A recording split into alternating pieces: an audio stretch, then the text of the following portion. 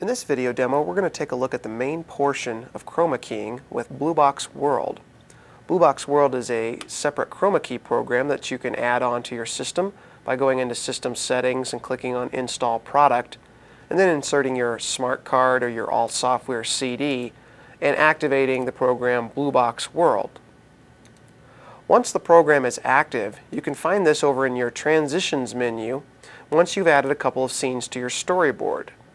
In this case, we're going to take a look at a scene here that's got a background with a green background screen here behind a subject, and we'll put a little foreground map in front of it, and this is what is going to be used to chroma key behind this subject here in place of the green.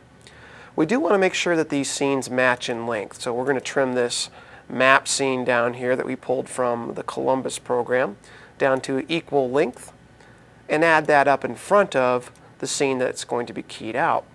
Generally in practice, it's a good idea to probably even remember this phrase that blue box is behind, or any scene that carries the color that you're going to be keying out is the second shot on the storyboard and when you're involving the transition of BlueBox.World. So let's go over to Transitions. And in Transitions, alphabetically, you're going to find the main chroma key program BBWorld located there, and you'll need to add the effect to the storyboard. And as in any case in Transitions, it defaults to 1 second, so you might want to make sure that the timer lasts for the full length of the two scenes. So we'll increase the length here to 4 seconds. The BlueBox.World main program, the main chroma key program, is found when you start Program File here. Once you enter in the BlueBox.World program here, you're going to find that some of the images might pop up based on what you've last put into the menu settings here. So one of the buttons over here in the lower right in BlueBox.World is called Default, which will allow you to reset all your commands here. So we're going to hit OK to start all the command values.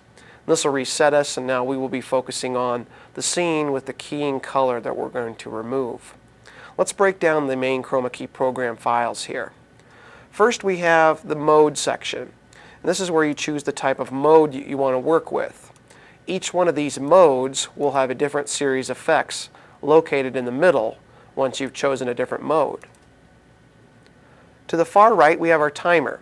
Our timer is going to show us specifically what frame we're looking at in the video and how the BlueBox.World is affecting it at that frame point. Generally, BlueBox.World will start at 0 frames here, starting at your first frame of video. Down in the lower right corner here, you have the opportunity to preview your effect, so you don't actually have to exit out of this menu. You can archive your commands or your settings that you've loaded into each one of these modes. The default setting, which allows you to reset the program to clean everything up and start from scratch. And the I button will give you info about the current version of software you might be running on this program. Down in the lower right is your FX or your Transitions hotkey. This would take you right back out to the main Transitions menu. So let's take a look at each one of these modes. The first sections over here, these first three, are the ones you're probably going to use the most. And we're going to start out with the very top one. This is actually the type of mode that you're going to use to grab your color out and key it out. And you'll see this is actually called the blue box mode, this big blue three-dimensional cube. The blue box mode has several different methods to mask out that color. And you can see through the list here we have different methods to do it. The basic one is here called Standard. And under Standard, what it's asking you here is to select an area or a solid hue that you want to key out, in this case the green. So we'll click on Select Area, and you'll see a dotted box will appear on the screen. And this dotted box is represented by this position and this size. So what you want to do is you want to get this box using position to left click and then left click to drop down this upper left hand corner of the box. And that's going to lock down this area, and size will stretch it out to fill out as much as you can grab without any interfering colors. In this case, this would be a bad box grab, meaning we're trying to grab both the black and the green here to key out. If we stretch this box as large as it will go without grabbing any interfering colors, we're going to select as much of the green as we can to say this is the color that we want to mask out and replace with the first scene on the storyboard. You'll notice once you hit OK, the background is now shifted. It's now found that green to be a fairly solid color. It's masking it out, and then you can use this tolerance slider to say how cleanly of that color are you masking it out. How tolerant are you being to keeping that color or removing it. And as you move this slide around, you can see it's going to affect the overall subject here and the image and how clean it's keying it out. You'll probably find yourself somewhere around the 30% mark here to start out with, and then you can adjust this slider in real time as long as you're running Smart Edit 3 or above to see the changes live as you're scrolling through here. So we'll leave it somewhere around here for the moment under Tolerance. As you can see, there's a list of other ways to key it out.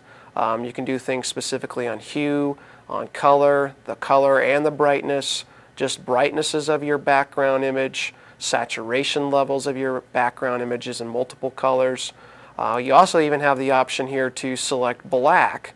If you had a background that might be a black scene, you can actually key out black as your background. Through this list here, basically the concept is there's different methods and modes to key out the color depending on how you shot this background. Whether it's a smooth solid color background, if it's different luminance levels, different colors, you're going to probably try and experiment with these different colors here. And you'll find there's no harm in experimenting to find out which best mode is going to work for you to key out your image. Generally, I like to work with the blue screen.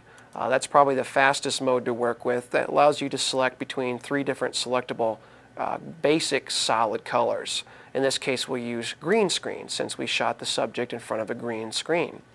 You can see it has both a tolerance slider to say how clean you're going to mask out that color, and also a matte density option here, which allows to compensate for any different levels of brightness or darkness that you might have shot on that green screen, because it's not always easy to get a solid, evenly lit back screen, but that's your overall goal when you're working with chroma keys.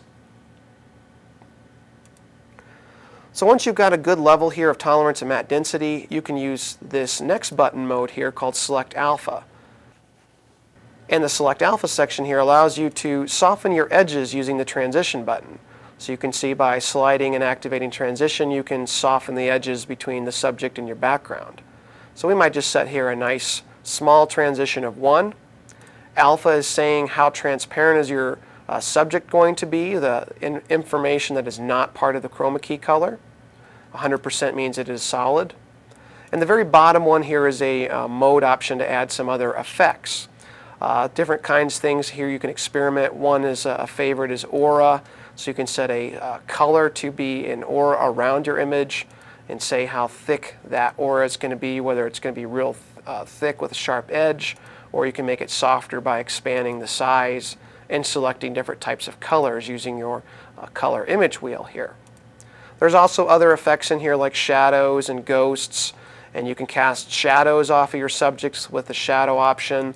You can set ghost to make your subject appear to be just a shadow option, and then another one here called beaming, and beaming would incorporate the effects that you might add from another mode over here called the timer, which allows you to fade in this type of chroma key effect and choose what method of fading in you're going to do from your image pool. So you could use this twisty twirl to make the image come in on the screen and fade in if you had added these time in and time outs using selected wipes from the chroma key program.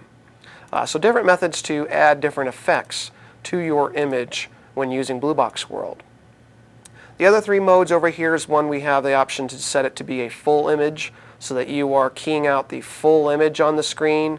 If you deactivate this, you can choose to include just a certain portion that you want to key out, maybe set up and designate a certain square on the screen that's going to key out, or exclude a certain area. So one little square over here might just be chosen to be a green area, which you might key out with another layer if you make a scene of this. So selecting area, generally you'll probably have this check mark to say key out the full image. The next option again is this timer mode, and this is basically saying if you set a time in or time out, you're basically setting up a fade for this image. So our subject, as you can see, we're rolling through the frame slider here, is fading in. And that effect under beaming that we chose under the effects area could make this fade in with a particular mask. So we'll set the time ends to 0, so this is going to be straight on because it is lasting the full length of the scene.